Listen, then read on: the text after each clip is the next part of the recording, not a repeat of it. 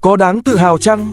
Khi hạnh tu của ông Lê Anh Tú, một công dân Việt Nam, tức nhà sư Thích Minh Tuệ đã lan tỏa khắp thế giới, nhìn người nước ngoài quấn y áo màu sắc giống sư Minh Tuệ, đi thành đoàn, có người chống gậy, nhìn xúc động quá.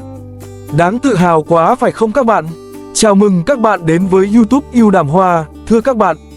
Dù nhiều ngày qua không còn thấy công dân Lê Anh Tú Thích Minh Tuệ, thì tôi vẫn hạnh phúc, vì dù Lê Anh Tú ở đâu, ẩn tu nơi nào, vẫn có gia đình, bà con xóm làng và những người dân bốn phương dõi theo, bảo vệ, chăm sóc.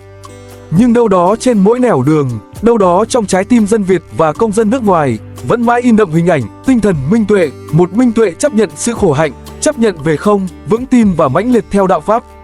Một Minh Tuệ phi thường, gương mặt luôn cười, bàn chân bước như bay trên mặt đất, trong nắng, trong gió, trong mưa, ngủ ngồi trong hang đá, nghĩa trang, rừng cây, vườn hoang với một từ trong giao đãi ấm và chân thật.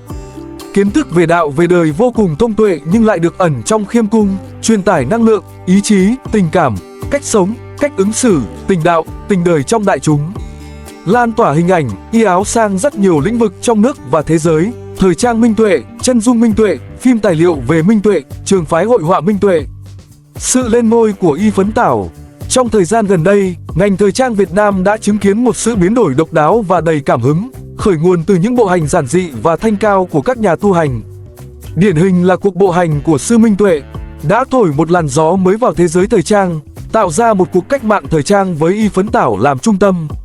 Ảnh hưởng đến thời trang hiện đại, trang phục áo dài là biểu tượng của văn hóa Việt Nam, đã được làm mới với cảm hứng từ Y Phấn Tảo.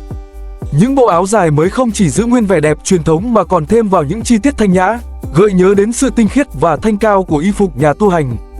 Với sự kết hợp hài hòa giữa màu sắc và thiết kế tối giản, nhưng vẫn đầy phong cách và hiện đại, áo thun, biểu tượng của phong cách sống hiện đại, cũng không nằm ngoài làn sóng cách tân này.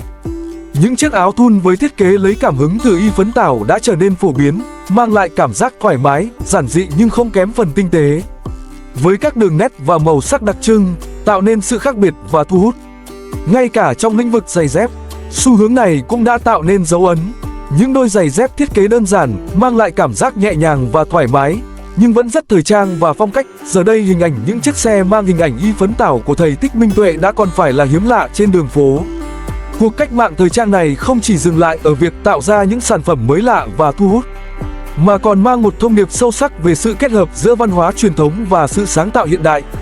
Nó nhắc nhở chúng ta về giá trị của sự giản dị, lòng từ bi và sự thanh cao, đồng thời mở ra những hướng đi mới cho ngành thời trang Việt Nam. Chọn tu thức đầu đà, chấp nhận khổ ải trong hành tu khó nhất, ông đã chỉ cho đại chúng thấy con đường thành Phật dễ nhất. Cứ sống thiện, chấp nhận là chính mình trong sự hướng thiện, Phật ở giữa chúng sinh và cạnh chúng sinh, Phật ở trong ta, hướng Phật, bước trên con đường của Đức Phật, thực chứng bằng đường tu trong đời thật. Ta là Phật, tu không cần chùa, đạo không cần chứng, quả vị không cần tượng trưng y bát. Không viện dẫn hay câu nệ câu kinh lời kệ, đường tu thực chứng của ông chính là một kinh điển với nhiều công án. Không xuất thân vương quý, chẳng nổi tiếng lầu thông kinh luận, ông du nhiên hiện Phật giữa đời thường. Ngay cả với kẻ ghét bỏ, muốn hại mình, ông cũng thản nhiên tha thứ, gửi hạnh thí vào hư không một chút lành. Cao tăng nghĩ đến giật mình, ma tăng trông theo kinh hãi. Quần chúng vọng tưởng hân hoan, Phật chưa từng bỏ chúng sinh, Phật còn tại thế và niết bàn an lạc cốt tại tâm. Đột phá thời trang, với bậc tu hành không phải là sáng tạo, tìm kiếm hay phô diễn.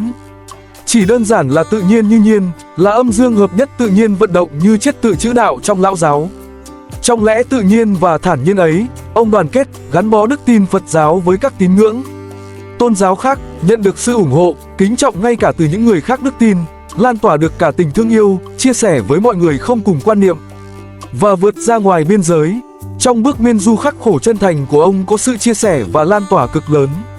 Lại phải nhìn vào khuynh hướng thời trang với cảm hứng tự nhiên đang nảy nở và phát triển nhiều nơi trên khắp thế giới. Cái đẹp thời trang Y Phấn Tảo không nằm ở cách thức phối màu. Sự cuốn hút tỏa chúng xuất phát từ đức khiêm nhường, giản dị và sự chịu đựng kiên trì. Đó là vầng hào quang mà không chùa to, tượng lớn hay bài thuyết giảng thâm sâu nào có được. Từ thời trang ba Y Phấn Tảo, một bình bát lõi nồi cơm điện, giới cần lao mọi tín ngưỡng có thêm một niềm tin vào cuộc sống bình thường. Thế giới thêm một lần nhắc hai tiếng Việt Nam. Gọi là gì nếu không phải là công đức vô lượng đó ư?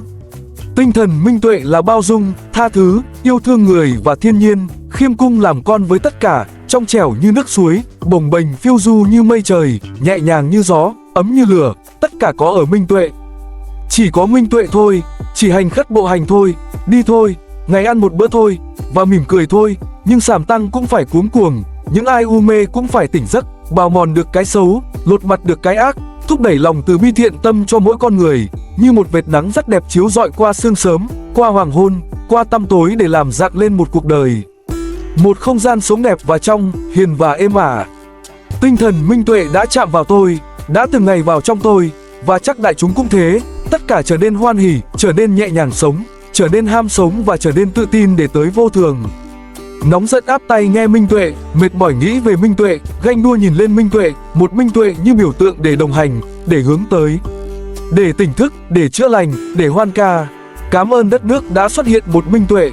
Minh Tuệ không còn là pháp danh của Lê Anh Tú, nó đã thành pháp danh cuộc sống, đạo đức, ý chí làm người.